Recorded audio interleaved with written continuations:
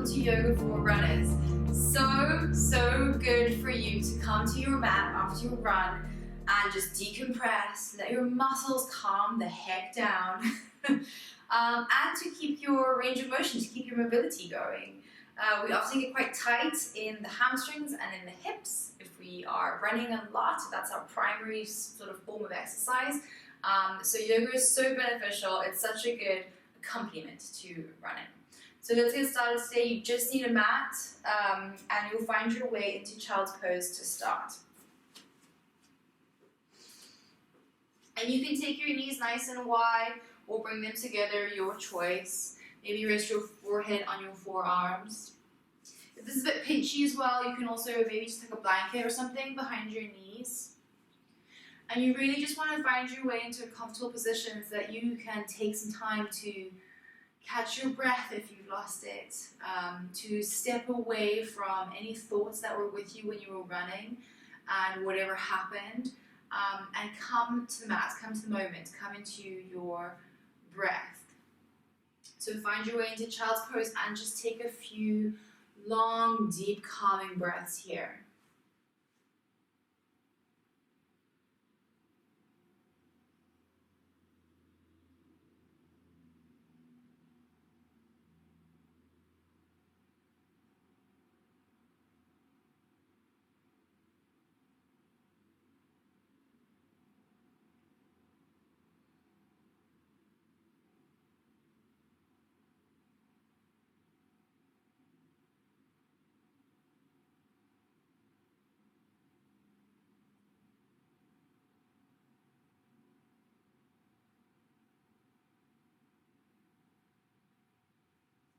And on your next inhale, you can slowly start to find your way up. And you're going to just curl your toes up behind you. And then start to send your weight back into your heels. You can walk your hands towards your knees. And you should feel a nice stretch through the back of the feet. If you're feeling comfortable here, you can also come up and just sit on the feet here for a bit. We're trying to stay open through the backs of the feet. Stop any kind of seizing up. No plantar fasciitis here. Thank you very much.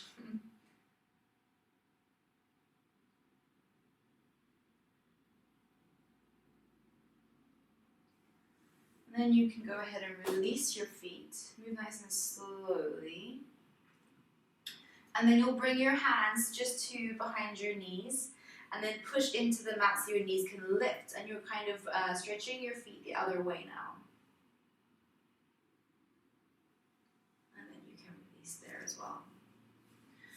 Walk your hands forward, lift your hips, and come into a downward facing dog. If this is your first downward facing dog, then do walk out your feet. So bend one knee and then the other.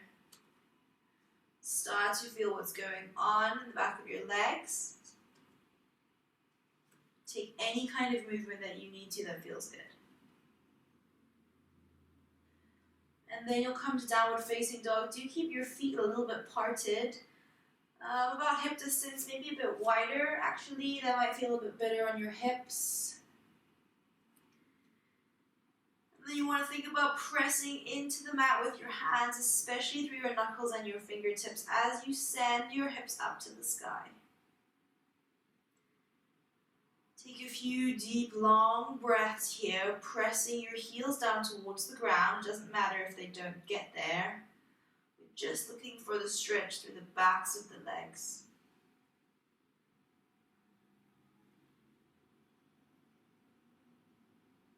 As you inhale, imagine your tailbone elongating up to the sky. And as you exhale, maybe feel your heels sink a little further into the ground.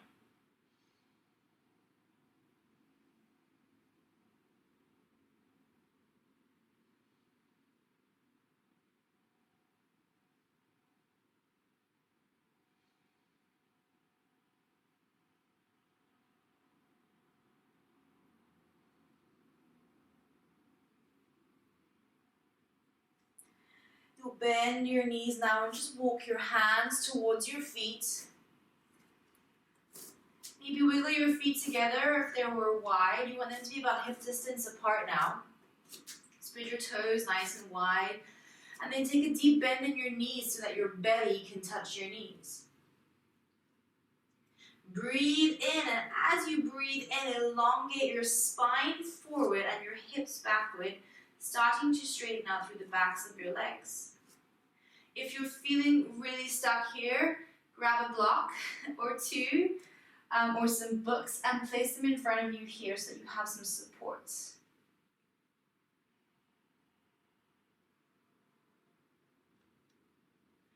With every single breath, you're breathing length into your spine, and then as you exhale, you'll begin to draw your chest down towards the ground. So you're keeping long through the upper body. This is not a fold across the back. This is a hinge at the hip.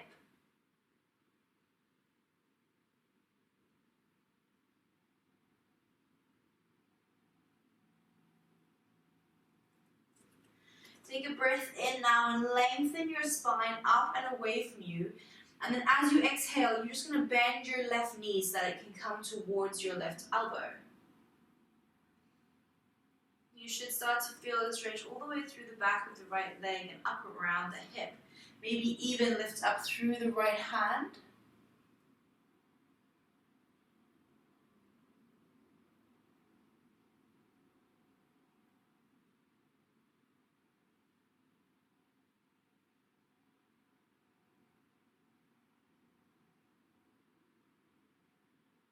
And then come back down to center. Straighten up through both legs again, elongating through the spine, and then we'll take it to the other side. So move the right knee towards the right elbow. Stay here. If this is enough, this is pulling at that sciatic nerve enough, just stay here. Otherwise, you can also lift the left hand.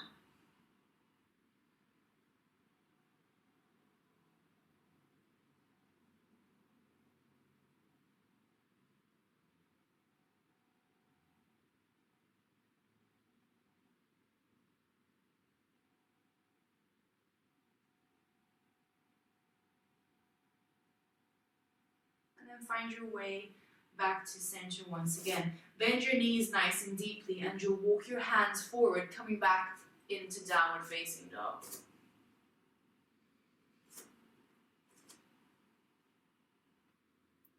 Take a big breath in through your nose. And then as you exhale, you'll draw your right knee towards your nose, and then step it through. We're going to take a lunge, so your left knee will drop. And you can uncurl the toes. And you can just start to stretch into this lunge. Now if you have kind of long legs, my legs are kind of long, then you can also just move both hands onto the inside of that leg. If you're really struggling here, this is a big movement for you. Don't be afraid to come up, and again, use some blocks, use some support here. And then all you want to do is think about breathing some length through your spine, and then as you exhale, softening slightly into that hip flexor.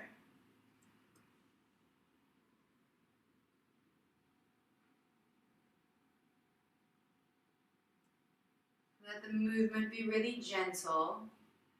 Nothing is forced here.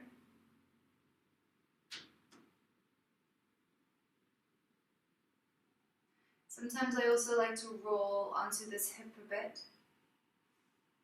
And that moves the stretch to the outside of the hip. That can feel really good as well.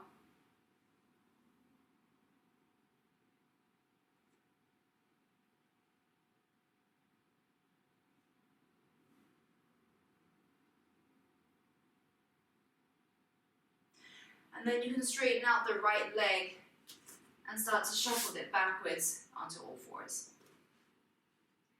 Then curl your toes, lift your hips back into downward facing dog. We'll take it across to the other side, so take that breath in. And as you exhale, squeeze your left knee to your nose and step it through. Drop the right knee down, uncurl your toes. Find your way forward.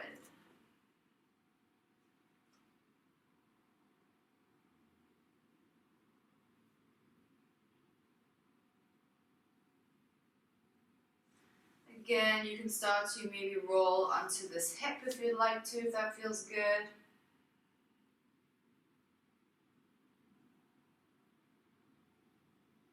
Find the place where you feel like you need the stretch, you need the opening, and just hang out there.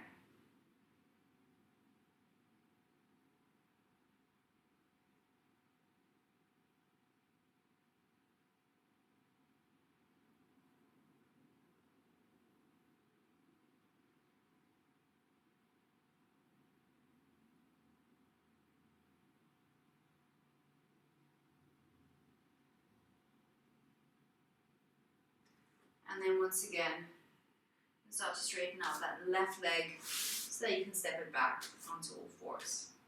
Okay. So stay on all fours now and stack your wrists underneath your shoulders and your knees underneath your hips. Take a breath in, and as you do, let your belly drop and let the crown of your head lift up. And then as you exhale, you'll pull your belly to your spine and take a round through your back.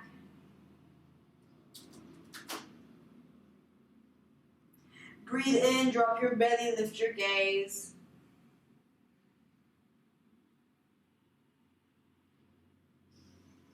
And then curl around the other way.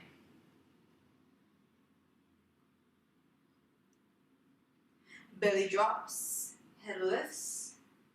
And think about drawing your hands in towards your knees and pulling your belly down.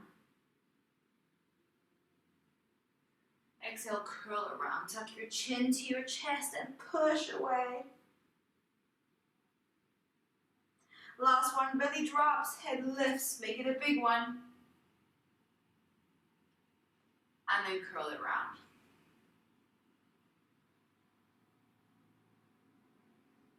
Find your way back to a neutral spine, cross your ankles, and you can roll over your feet onto your bottom. Find your way onto your back. So you're going to lift up your right ankle and just cross it in front of the left knee. Interlace your fingers behind your left thigh. And tuck your chin in towards your chest so that your spine is really long. And you can just start to draw the left knee towards you whilst you simultaneously press your right knee away. You're looking for a kind of opening through the meaty part of your glute and into the thigh as well.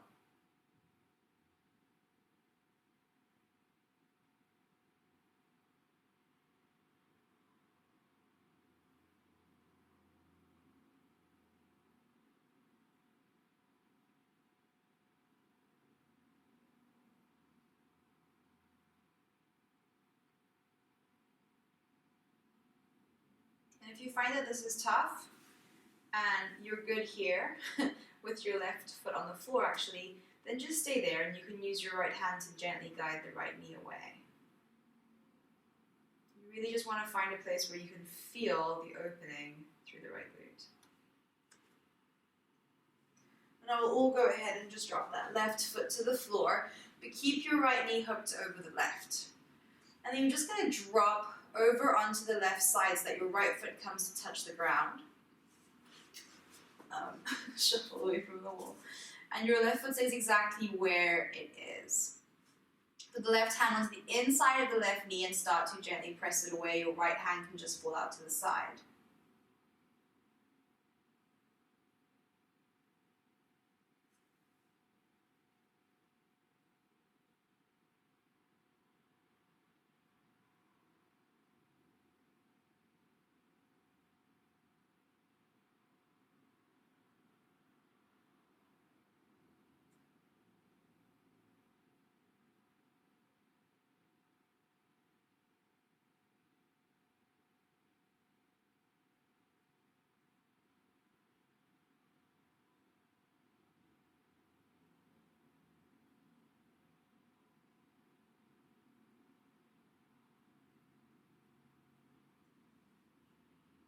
And then you can release. Find your way back to knees up before we take it across to the other side. So, Left knee hooks over the top of your right foot. And then you can lift up that right knee, interlace your fingers behind your thigh, and start to draw it in whilst you press the left knee away from you.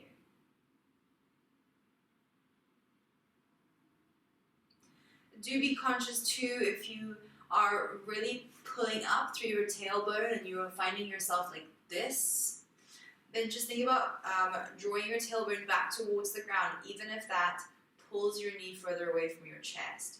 So it's really important to keep that length in the spine whilst you search for the opening through the glutes, through the back of the thigh.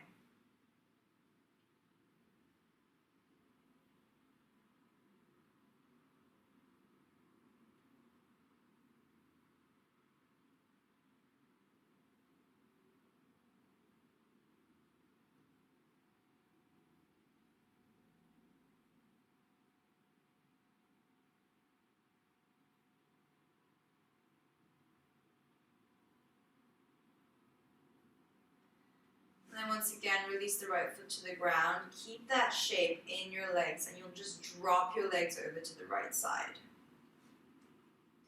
When you get there, press gently into the right knee to facilitate an opening through the left side body. Your left hand can fall out to the side as well. If you're not really feeling anything here, just shuffle that left knee up a little bit. Get a bit more of a twist on, and you'll find that opening very soon.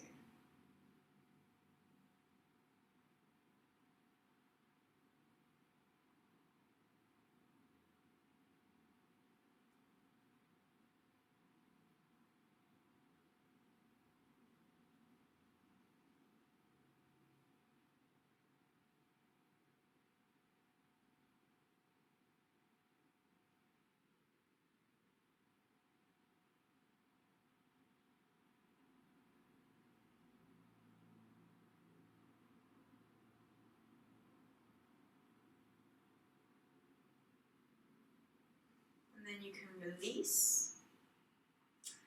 Now do find a piece of wall. a piece? Yeah, sure, a piece of wall. And you're going to shuffle your bum as close to the wall as you can get. We're going to finish with legs up the wall.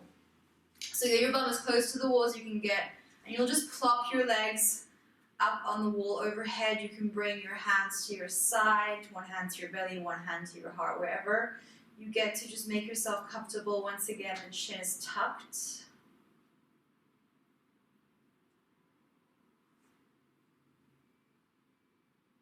And we're going to stay here for as long as possible. This will be your Savasana to finish.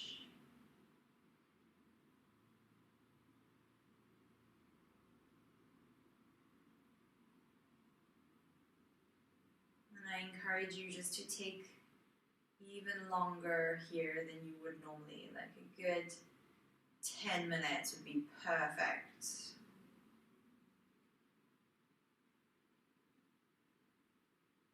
And I will leave you there. I will probably stay here as well for the next 15 to 20 minutes.